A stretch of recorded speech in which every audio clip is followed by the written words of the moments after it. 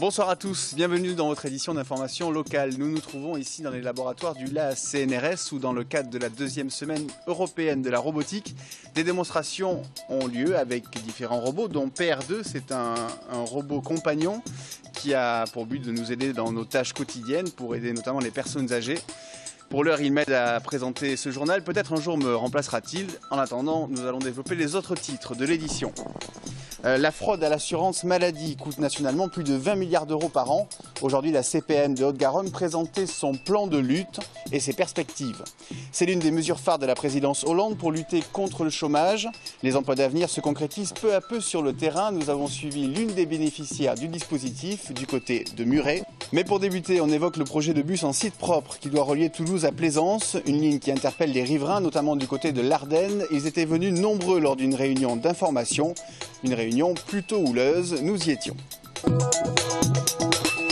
Avenue de l'Ardenne, c'est ici qu'à l'horizon 2017 pourrait passer la ligne de bus en site propre Plaisance-Toulouse. Pour l'heure, le projet en est à la phase de concertation avec les riverains. Ils étaient conviés hier soir à une réunion d'information, l'occasion pour les commerçants de partager leur inquiétude quant à l'impact d'un tel projet. On nous a exprimé hier soir avec une réunion face à la mairie qu'on aurait au minimum 6 mois de travaux devant notre pas de porte. Là, on sait très bien qu'on ne pourra pas tenir plus de 2 mois. Et visiblement à l'Ardenne, ils sont nombreux à être préoccupés. Très nombreux, trop nombreux même pour tous rentrer dans cette salle de 120 places et les esprits s'échauffent. C'est nul, le projet est nul et vous faites une réunion. C'est autre chose, ça on verra après la réunion.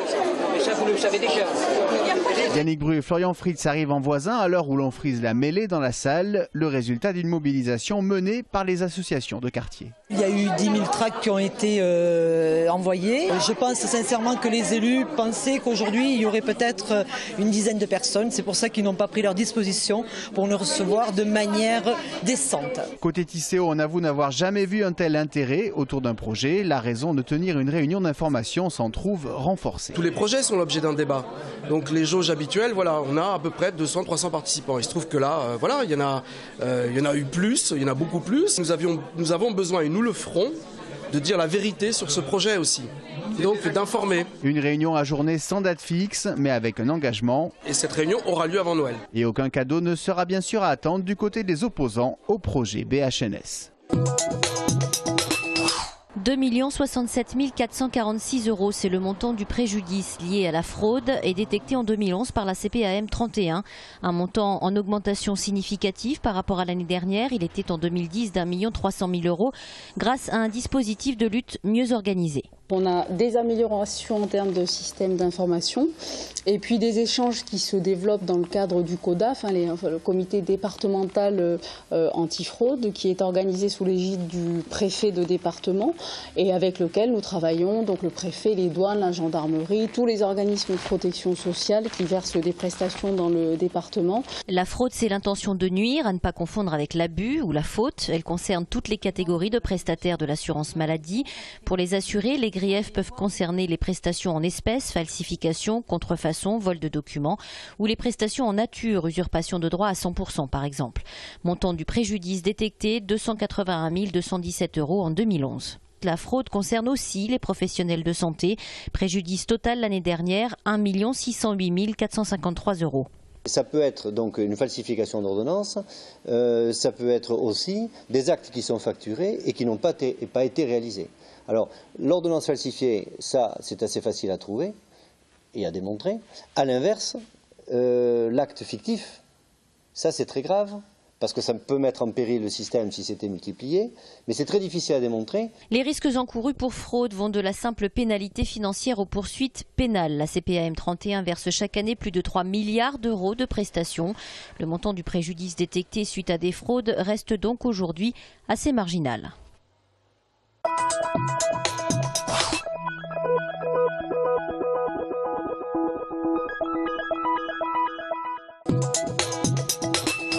Les emplois d'avenir se concrétisent en Haute-Garonne. 7 jeunes sans diplôme entre 16 et 25 ans ont déjà signé un contrat grâce à ce nouveau dispositif mis en place mi-novembre. Les collectivités locales et les associations peuvent d'ores et déjà recruter.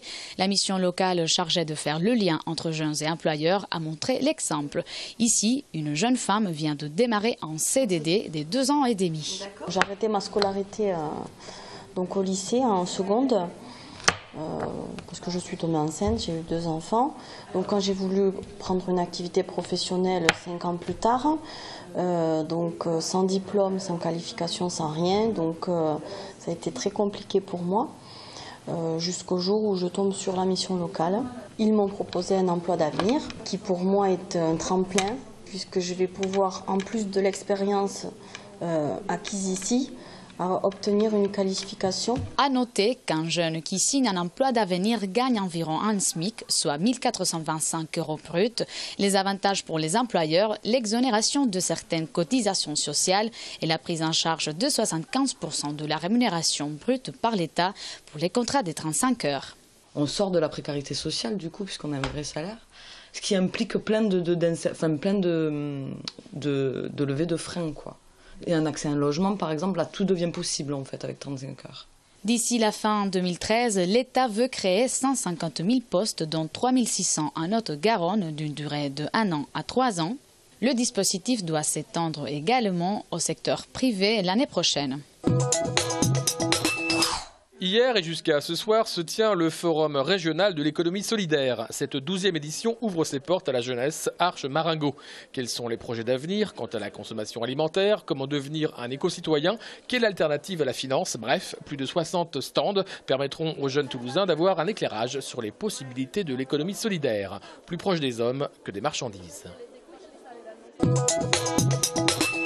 L'eau, le bien le plus précieux et malheureusement le plus maltraité. Gaspillage, arrosage intempestif, tant au niveau de l'agriculture qu'au niveau des particuliers. Hier se tenait à la Beige un colloque sur l'eau et le territoire. Comment gérer au mieux les rivières et les fleuves, tant au niveau de l'État qu'au niveau des collectivités. La pluviométrie du bassin Adour-Garonne a diminué de 15% ces dernières années. La Garonne en souffre chaque été. Il faut donc penser certes à économiser la consommation humaine et industrielle, mais il faut aussi préserver l'eau, peut-être par de nouveaux barrages.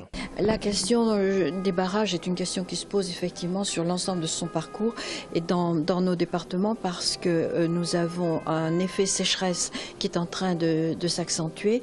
Mais la construction de barrages peut en soi poser un certain nombre aussi de difficultés et peut-être qu'on peut le réduire et le réviser à travers des problèmes tout plus simples de réserve d'eau, donc des lacs collinaires. D'accord, mais reste une question essentielle. Vous posez la question de qui financera.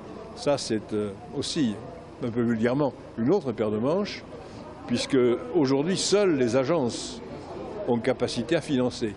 L'État s'est retiré depuis plusieurs années du financement des réserves d'eau, et les collectivités locales sont dans une situation financière extrêmement difficile. Donc, c'est à voir, c'est pas tout de suite, c'est à faire. On ne coupera pas des réserves nouvelles. Il ne faut pas faire semblant de pouvoir y couper, on n'y coupera pas. Qui paye? Arriverions-nous ici aux limites de la notion de décentralisation? Rugby version art. Jusqu'au 2 décembre, la Galerie des Carmes accueille le travail de la jeune peintre Karine Brailly. L'artiste a été récompensée en 2007 avec le prix coup de cœur du concours artistique Le Rugby Quel Art, organisé pendant la Coupe du Monde de rugby.